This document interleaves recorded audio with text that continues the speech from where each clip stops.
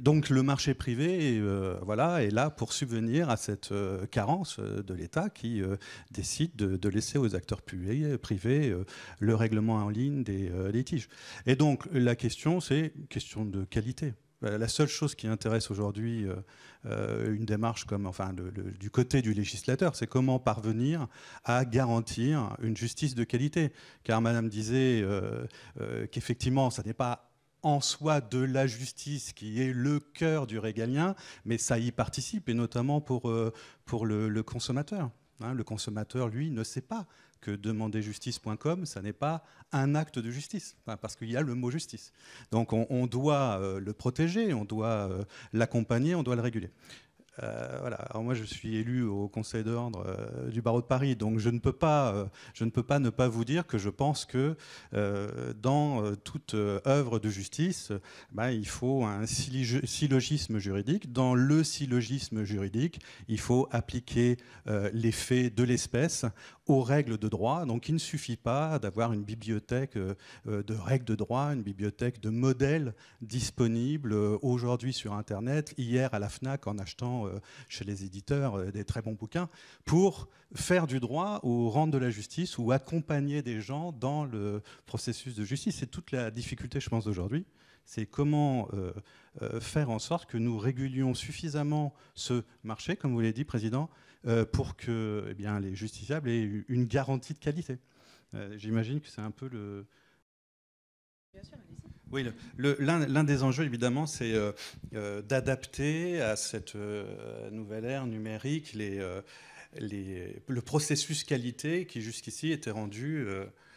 était engagé dans la consultation juridique et dans le processus de justice. Alors, je les rappelle, et puis on peut voir si oui ou non on peut l'adapter à l'ère du numérique. Quand vous choisissez un avocat, mais c'est le vrai aussi des autres professions réglementées, vous avez d'abord une exigence de diplôme. Hein, il faut avoir un diplôme en droit. Puis il faut avoir un certificat d'aptitude dans cette profession. Donc en premier point, c'est est-ce que le justiciable, l'usager, a en face de lui, derrière la machine, quelqu'un qui est apte en droit. Et comment on le vérifie? Deuxième point, l'avocat et les autres professions réglementées, ils sont assurés en responsabilité civile professionnelle. Est-ce que la personne qui est derrière la machine, elle est assurée? Troisièmement, l'avocat et les autres professions réglementées, ils ont une obligation de formation continue. C'est-à-dire que si Harry ne va pas se former, il va être puni, il peut même être, je dirais, suspendu ne plus pouvoir se prévaloir de sa qualité d'avocat. Puis le dernier point, c'est alors comment est-ce qu'on s'assure de la mise à jour de la banque de données juridiques qui est proposée? Et le dernier point, c'est la déontologie. Donc, qui couvre deux points. Le secret professionnel, en gros, c'est-à-dire que quand vous allez voir un avocat, les données que vous lui confiez, elles sont garanties, protégées par la loi.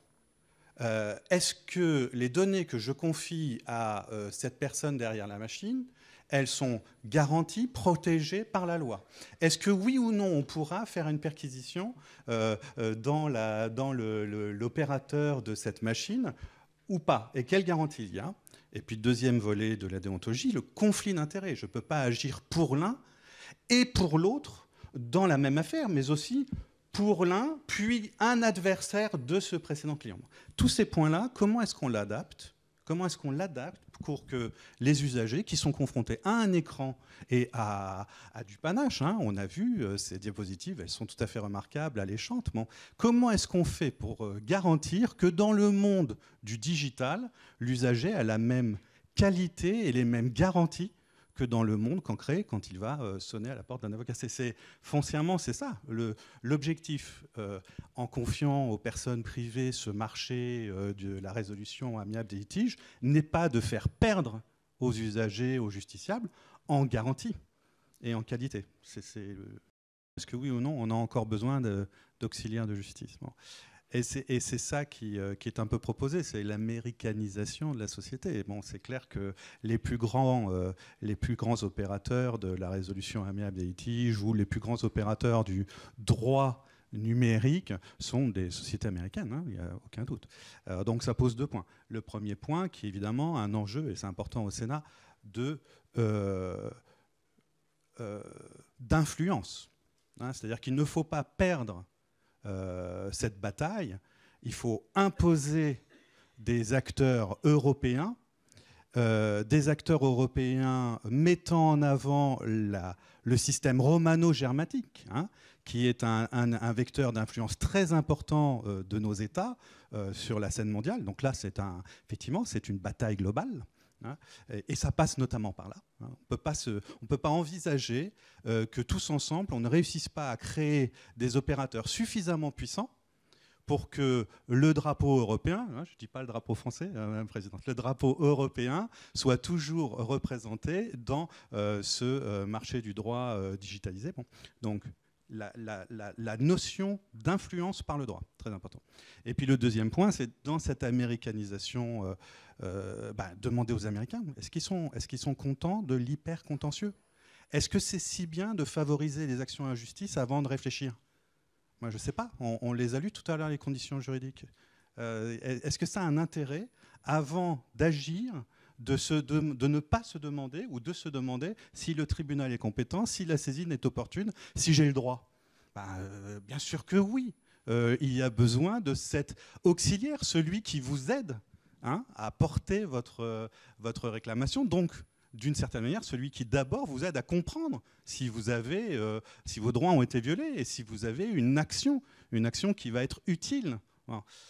Donc, bon, moi, j'ai le sentiment que, mais je crois pas, je ne veux pas caricaturer vos propos, j'ai le sentiment que l'idée que Legal Tech s'oppose à auxiliaire de justice, à mon avis, pas du tout notre avenir. Et la preuve, c'est que un certain nombre d'avocats opèrent des Legal Tech et qu'on va pousser pour le faire, et d'autres professions réglementées comme Médicis notamment.